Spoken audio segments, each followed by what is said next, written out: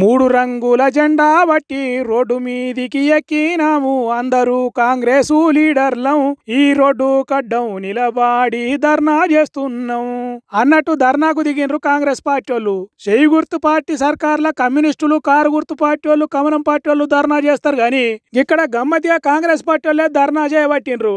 IKP సెంటర్లలో ఎండబోసిన వడ్లు కొంటలేరని, ఒకవేళ కొన్న బస్తాలు మిల్లులకు తీసుకుపోతలేరని కొట్లాట చేస్తున్నారు. వనపర్తి జిల్లా గోపాలపేట అనే ఊరు రైతులు వీళ్ళంతా పండించిన పంట వానలకు తడిసి ముద్దయితున్నా, తడిసిన ధాన్యం మొలకెత్తుతున్నాయి అని మొత్తుకున్నా ఆదుకునే నాదుడే లేడని, ఒక్క ఆఫీసర్ వస్తలేడని, ఒక్క నాయకుడు పట్టించుకుంటలేడని కాంగ్రెస్ పార్టీ వాళ్ళే అంటున్నారు.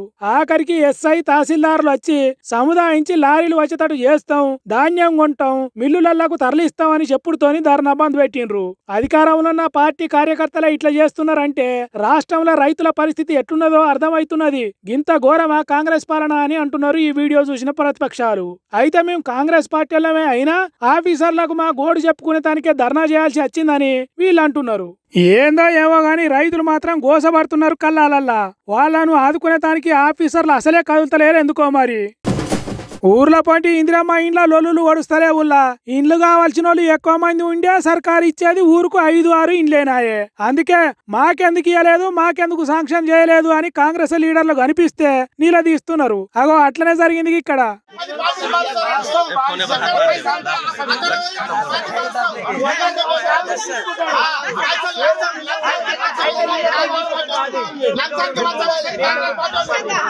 ఇన్నరా నాశనం అయిపోతారు, మీరు బాగుపడరు అన్నట్టు తిట్టి సాపిస్తున్నారు జనాలు.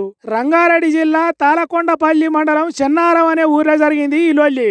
ఎవరికైతే గూడు నీడ లేదో వాళ్లకు ఇండ్లు శాంక్షన్ అయ్యేటట్టు చేయలేదట. కాంగ్రెస్ లీడర్లకే మంజూరు చేసిండ్రట. అందుకే మీరేం మనుషులు, మాకు ఇండ్లు ఉన్నది లేని మీ కళ్ళకు కనిపిస్తలేదా? ఇండ్లు ఉన్న వాళ్ళకే ఇండ్లు వచ్చుడేంది? ఇది న్యాయం ఎట్లయితది అని ఇందిరమ్మ ఇండ్లు శాంక్షన్ చేసే కమిటీలను నిలదీస్తున్నారు ఊరోళ్ళు. కమిటీలు కూడా అడిగేటోళ్లకు సమాధానం చెప్తలేరు. కాంగ్రెస్ సర్కారు ప్రతి ఏడాది 4.5 లక్షల ఇండ్లు పేదలకు ఇవ్వాలని నిర్ణయం చేసింది.